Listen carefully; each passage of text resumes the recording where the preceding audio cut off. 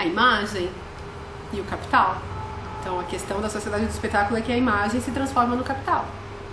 Então pensa só, por que as pessoas querem ser bonitas hoje em dia? Porque a beleza acaba sendo o modo que ela tem de se valorizar nesse mundo em que as pessoas não estão valendo pelo que elas são, mas estão valendo pelo que elas aparecem, né? Ou pelo que elas parecem ser.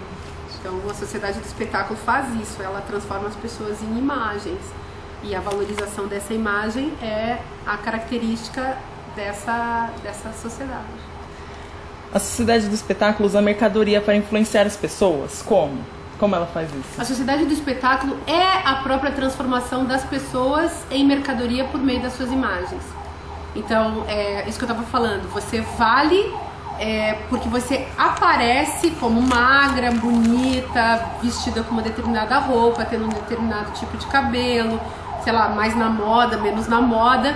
Mas o culto ao corpo tem muito a ver com isso também, o próprio corpo das pessoas numa sociedade, nessa sociedade do espetáculo, e o próprio corpo será considerado, ele valerá no contexto como sendo também uma espécie de capital, capital no sentido daquilo que você troca e daquilo que faz você valer. Quando a gente fala em mercadoria e capital, a gente está falando assim de valor de uso e valor de troca. Então, se a sua imagem é o capital, significa que ela pode ser trocada e usada.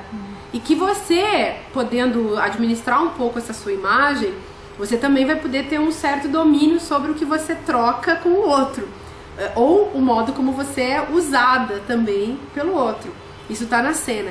E é claro que aí vem toda a indústria em torno dessa imagem, né? Que envolve moda, envolve beleza, envolve corpo, envolve celebridades. Nessa sociedade, quem influencia e quem é influenciado? Então, influencia aquele que tem consciência e sabe fazer uso do discurso. Então, uma pessoa pode ter consciência da sua própria imagem e usar a sua própria imagem. A sua imagem valerá dentro do contexto discursivo, porque ela vai aparecer e ela vai ser um sinal, ela vai ser um signo. Ela vai falar para as pessoas, ela vai mandar uma mensagem, né? Então, se a pessoa tiver domínio disso, pode até ser que ela seja um pouco mais dona dela mesma, né? Mas nunca é muito assim também, porque nós somos influenciados o tempo inteiro também pelas regras e tendências implantadas pela indústria que está muito acima de nós, né? Então isso é uma coisa muito complicada também da gente dizer assim, o indivíduo é livre se ele der conta disso. A gente pode dizer, Gisele Bündchen, por exemplo, uma pessoa tão citada, tão vista e tão admirada, enfim, ela é dona de sua imagem, ela é uma mulher que teve muita sorte numa sociedade do espetáculo porque ela nasceu naturalmente com aquele corpo, com aquela cara, com aquele jeito. Claro que também ela soube disso, o pai dela também soube, para poder fazer uso disso quando ajudou-a a se tornar modelo. Depois é que ela veio a ser top model, porque realmente ela foi agradando e agradando a indústria. Mas ao mesmo tempo essa indústria também se torna dona da imagem da Gisele.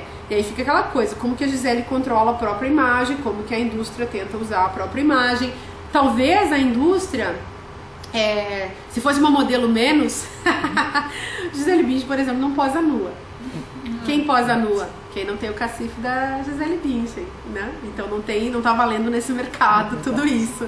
Aí dá até pena, né? Você pensa, nossa, já que você não deu pra ser top model, aí você vira uma mulher pelada. Que maldade, né? Mas é verdade, você não tá valendo muito quando você vira uma mulher pelada, entendeu? Aí ela acha, ganhei 100 paus, 200, 300, 400, 500, mas você não tá valendo muito, desculpa aí, no mercado da imagem. Você está valendo ali num certo contexto, mas você não está valendo muito. E é muito triste de falar isso, porque imagina um mundo que, em vez de pensar, valorizar, a gente usa a palavra valor na economia e também na ética, né? Isso também é uma coisa muito confusa, mas em vez da gente valorizar a dignidade da pessoa, a interioridade da pessoa, a beleza existencial da pessoa, vamos dizer assim, a gente valoriza a imagem no sentido plástico da pessoa. E isso é do espetáculo. E a gente, claro, só pode criticar uma sociedade do espetáculo porque ela pensa na pessoa como plástico, não na pessoa como, enfim, um ser de carne, osso e sofrimento. Entendi. Aqui, para a sociedade, é considerada errada a pessoa que não segue esses padrões impostos? Se a sociedade pensa assim, então a sociedade é muito burra, né? Mas eu acho que é da sociedade do espetáculo não simplesmente a burrice, mas o poder, né? Então é o poder que está sempre regulando as relações. Então que as pessoas devam se submeter, ou que elas se sintam compelidas a se submeter a um padrão, isso vem do controle social, que é um controle que se dá pelos grupos, pelos indivíduos, pelas instituições, pelos meios de comunicação de massa, pelos poderes, né, de um modo geral. E claro que os meios de comunicação, hoje em dia, são muito responsáveis por isso, mas não apenas. Eles estão junto também com a medicina, o direito, estão juntos com a família, estão juntos aí com a igreja. Todas as instituições contribuem, o Estado contribuem para esse controle que, sem dúvida, visa a aniquilação dos indivíduos.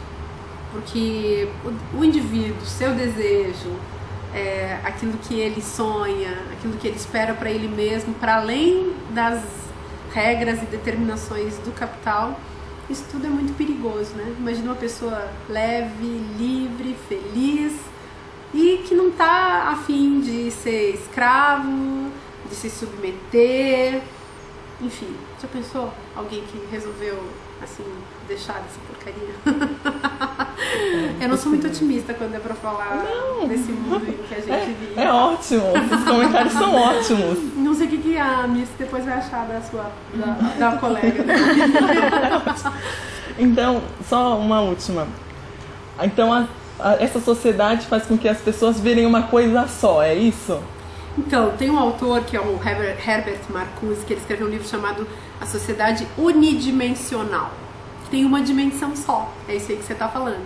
Então, as pessoas pensam do mesmo jeito, sentem do mesmo jeito, agem do mesmo jeito. Tem uma uniformização do desejo, que redunda, claro, numa uniformização do comportamento. E o comportamento planejado pelo capitalismo é o de gerar mais capitalismo, ou seja, consumo, produção e consumo, produção e consumo, sobretudo consumo. E uma produtividade que visa, uma produtividade histérica que visa o consumo também no sentido histérico. Claro que o capitalismo nunca vai falar mal dele mesmo, né, gente? Que é o sistema no seu viés teológico, porque é óbvio que o capitalismo ele se dá religiosamente. Aí, claro, também nesse contexto religioso tem muito controle. Se você não crê no capitalismo, então você é do diabo. Não é? É verdade. Obrigada, professora. Só essas.